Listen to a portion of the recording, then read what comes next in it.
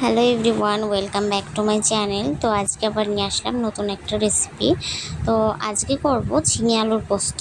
তো দেখো, তার জন্য আমি ঝিঙে আর আলুটাকে আগে থেকেই সাইজ করে কেটে রেখেছি। আর এদিকে দেখো কড়াইটাও বসিয়ে দিয়েছি। তো কড়াই গরম হলে তার মধ্যে আমি তেল দিয়ে দেব, আর তার মধ্যে দিয়ে দেব পাঁচফোড়ন, তেজপাতা আর কয়েকটা কাঁচা লঙ্কা। তো আর সেটার মধ্যেই দিয়ে দেব কেটে রাখা আলুগুলোকে দিয়ে তার মধ্যে পরিমাণ মতো হলুদ আর লবণ দিয়ে এটাকে আমি বেশ ভালো করে নেড়ে চেড়ে লাল করে ভেজে নেব।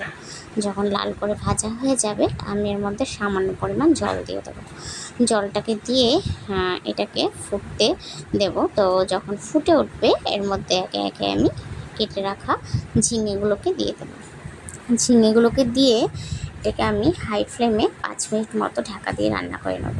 তো ঢাকনা খুলে দেখবো আলুটা গলে গেছে কি না।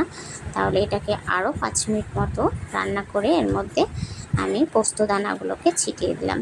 তো তোমরা ইচ্ছা করলে পোস্ত কিছুটা বেটেও দিতে পারো। তো আমি পুরোটা গোটাই দিয়েছি।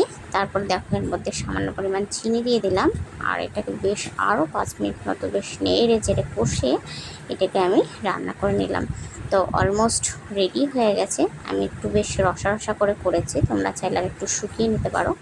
তো দেখো এরপরে আমি গ্যাসটাকে বন্ধ করে দিলাম, আর তারপরে একটা পাত্রে তুলে গরম গরম ভাতের সাথে সার্ভ করব।